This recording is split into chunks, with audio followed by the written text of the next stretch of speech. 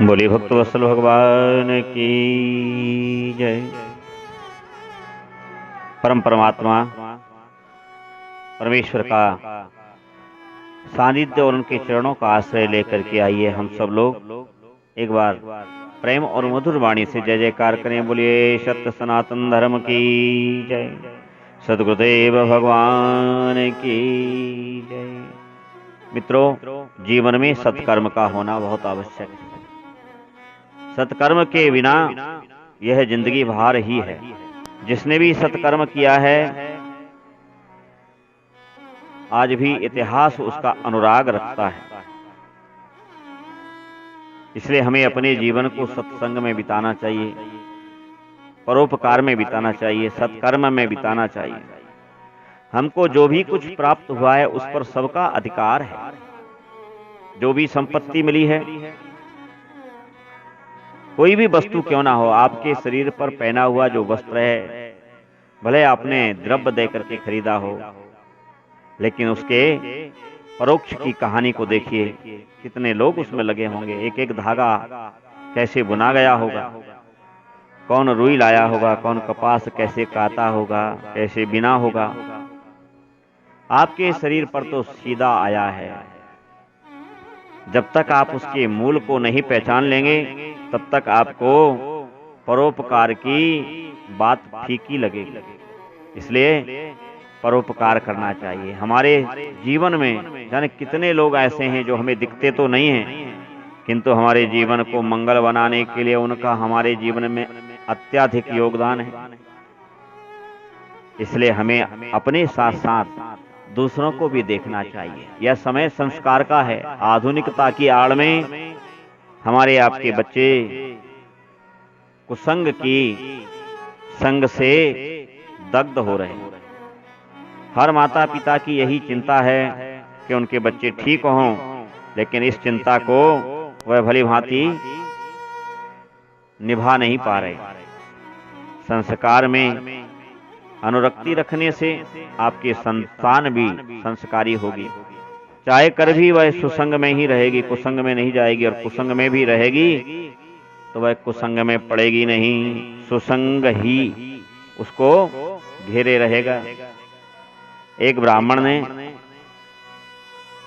अपने बालक को कुछ पैसे दे करके बाजार भेजा और कहा कि बेटा जाओ, मेहमान आने वाले हैं, कुछ अच्छे अच्छे फल, ताजे ताजे फल खरीद लाओ। बेटा ने कहा कि जो आज्ञा पिताजी, मैं अभी जाता हूं और फल लेकर के आता हूं। और बच्चा जब रुपए लेकर के फल खरीदने के लिए बाजार में गया, देखता क्या है कि बाजार में कुछ टोलियां जा रही हैं। ऐसे गरीब लोग जा रहे हैं जिनके पांव में पद त्राण नहीं है, जिनके तन पर चिथड़े चिथड़े कपड़े हैं और कुछ के तन पे चिथड़े के कपड़े भी नहीं, और भूख के मारे उनका पेट पीठ से जा लगा है। यह देख करके उस बच्चे को दया आ गई। बच्चा संस्कारी था और दया बस उससे रहा ना गया। एक तरफ पिता का भय, मेहमानों के आगमन की लज्जा, मेहमान आएंगे तो क्या कहेंगे, किंतु बाद इसके सब इनसे बिलग उस बच्चे ने दया बस उन सब पैसों से उन गरीबों के लिए भोजन, पदत्राण और जो बन सकते थे वो वस्त्र खरीद दिए, और खाली हाथ वह बच्चा घर लौट आया। जैसे ही बेटा घर पे आया, आते ही पिताजी ने पूछा कि बेटा फल कहाँ हैं, फल नहीं लाए। बालक ने पिताजी के चरण स्पर्श किए और कहा कि पिताजी लाया हूं। पिताजी ने कहा लेकिन फल दिखते तो नहीं है। बेटे ने दोनों चरण पकड़ के कहा कि पिताजी मैं आपके लिए फल नहीं लाया हूं, मैं आपके लिए अमर फल लाया हूं। पिता ने कहा कि बेटा ये अमर फल कैसा होता है और कहाँ है। पुत्र ने कहा पिताजी मैंने रास्ते में देखा कि कुछ गरीबों के पास तन ढकने को वस्त्र नहीं है, भूख प्यास से वह छटपटा रहे हैं। तभी मैंने मन में विचार किया कि ये जो पैसे से फल में खरीद लूंगा, मेहमान खट्टा मीठा कह करके खा लेंगे, थोड़ी सी देर में मुंह का स्वाद चला जाएगा और वह खाया हुआ फल मल बन जाएगा।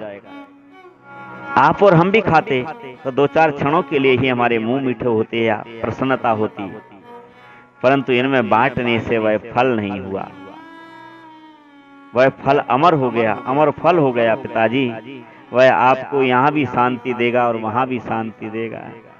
बच्चे की यह बात सुन करके ब्राह्मण भक्त पिता प्रसन्नता से गदगद हो उठा और आंखों से उसके श्रद्धा के अश्रु बह उठे, प्रेमाश्रु बह उठे। वह बिंदु टपक करके अपने बच्चे के मस्तिष्क का अभिषेक करने लगे।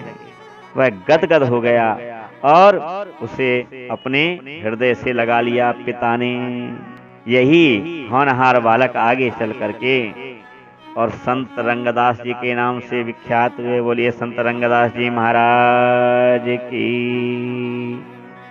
संतों की महिमा ही ऐसी है, तो इसलिए हमें भी अपने जीवन से कुछ मूल्य निकाल करके, कुछ क्षण निकाल करके, कुछ द्रव्य निकाल करके, कुछ परोपकार के लिए समय निकाल करके वाणी से श्रम करें, शरीर से श्रम करें, बुद्धि से श्रम करें, अर्थ से श्रम करें और यह परिश्रम परमात्मा के स्वरूप दीनों के लिए, दुखियों के लिए छोड़ दें।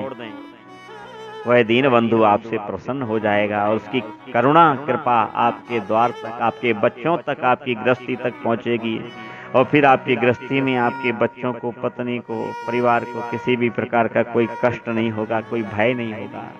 परमात्मा की अभयता उनका संरक्षण करेगी। इसलिए भक्तों सदैव परोपकार की इस दिशा में अपने जीवन का थोड़ा सा अनुराग रखना चाहिए। परोपकार ही जीवन का सदमार्ग हो। बोलिए भक्त वत्सल भगवान की जय।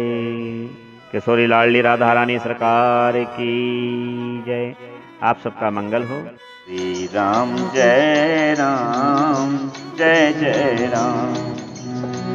श्री राम जय राम, जय जय राम। श्री राम जय राम, जय जय राम। श्री राम जय राम, जय जय राम। श्री राम जय राम, जय जय राम। श्री राम जय राम।